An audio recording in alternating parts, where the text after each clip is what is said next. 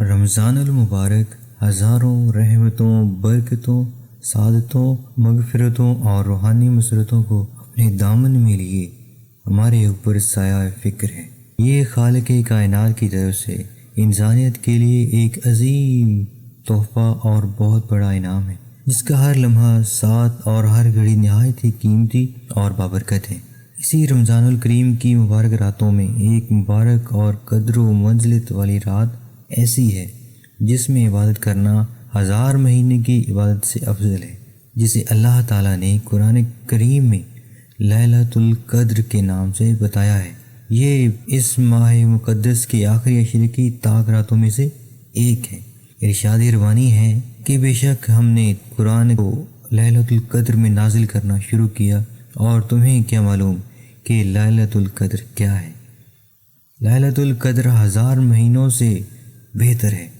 اس میں روح الامین اور فرشتے ہر کام کے انتظام کے لیے اپنے پروردگار کے حکم سے اترتے ہیں۔ یہ رات طلوع صبح تک سلامتی کی ہے۔ باری تعالیٰ نے اس سورہ مبارکہ میں لیلۃ القدر کی عظمت کے 4 بنیادی خصوصیات بیان کی ہیں۔ نزول قرآن، نزول ملائکہ، ہزار مہینوں سے افضل رات، پوری شب سلامتی اور رحمت۔ واضح رہے کہ یہ شب مبارکہ اس قدر اہمیت و فضیلت والی ہے کہ اس کی ایک رات کی اخلاص کے ساتھ عبادت اہل ایمان کے لیے 83 برس 4 ماہ کی عبادتوں سے بھی افضل ہے۔ یہ تو صرف کم از کم حد بیان ہوئی ہے، ہزاروں مہینوں سے کس قدر افضل ہے اس کی مقدار اللہ تبارک تعالیٰ ہی بہتر جانتے ہیں۔ لیلۃ القدر عربی زبان کے لفظ ہیں۔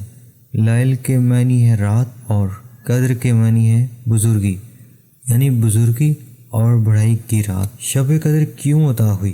شب قدر کے حصول کا سب سے اہم سبب رحمت للعالمین، خاتم النبیین، سید المرسلین حضرت محمد صلی اللہ علیہ وسلم نے اپنی امت کو سابقہ امتوں کے لوگوں کی عمروں سے آگاہ فرمایا جو کہ بہت طویل تھیں۔ آپ علیہ السلام نے سوچا کہ پہلی امتوں کی عمریں بہت لمبی ہیں، جبکہ میری امت کے لوگوں کی عمریں بہت تھوڑی ہیں۔ اگر وہ نیک اعمال میں ان کی برابری بھی کرنا چاہیں تو ناممکن ہے، تو اس کی تلافی میں یہ رات عطا کی گئی۔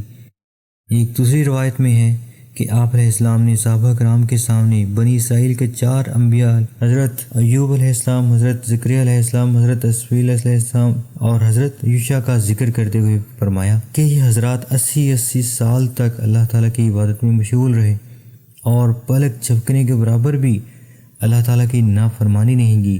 صحابہ کرام کو ان برگزیدہ ہستیوں پر بہت رشک آیا۔ امام قرطبی رحمۃ اللہ علیہ لکھتے ہیں کہ اس وقت جبرائیل علیہ السلام آپ صلی اللہ علیہ وسلم کی بارگاہ میں اقدس میں حاضر ہوئے اور عرض کیا کہ اے نبی محترم صلی اللہ علیہ وسلم، آپ کی امت کے لوگ ان سابقہ لوگوں کی 80 سال کی عبادت پر رشک کر رہے ہیں، تو آپ علیہ السلام کے رب نے آپ علیہ السلام کو اس سے بہتر عطا فرما دیا ہے، اور پھر سورۃ القدر کی تلاوت کی۔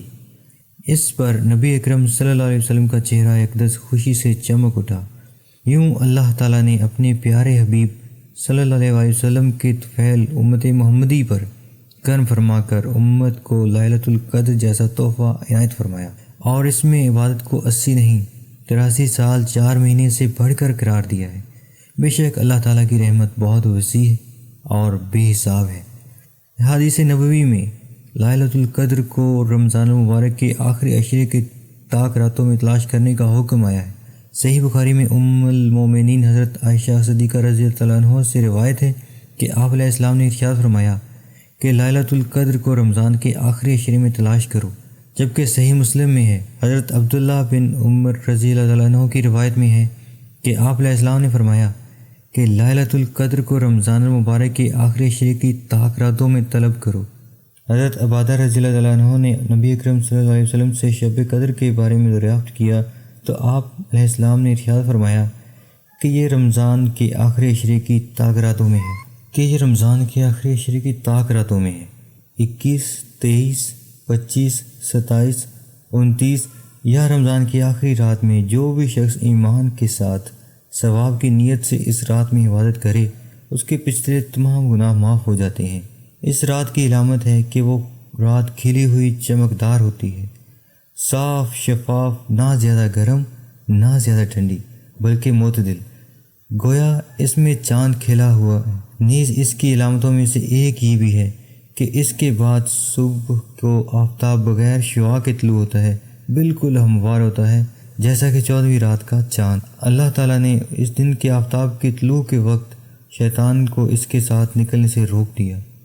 لیلۃ القدر کی فضیلت حاصل کرنے کا آسان طریقہ یہ ہے کہ آدمی آخری عشرے میں اعتکاف میں بیٹھ جائے، کیونکہ اعتکاف خود مستقل عبادت ہے۔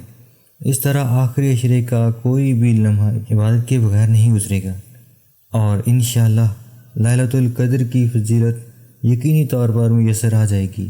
شب قدر جہاں انتہائی قدر و منزلت، رحمت و برکتوں، بخش و مغفرت اور اللہ سبحانہ و تعالیٰ کے بے پناہ فضل و کرم اور انعامت کی رات ہے، وہیں اس مبارک شب میں بے شمار افراد اللہ کے فضل اور ان کی بخش و مغفرت سے محروم رہتے ہیں، اور ان پر اللہ تبارک تعالیٰ کی نظر عنایت نہیں ہوتی۔ احادیث مبارک کے مطابق کبیرہ گناہوں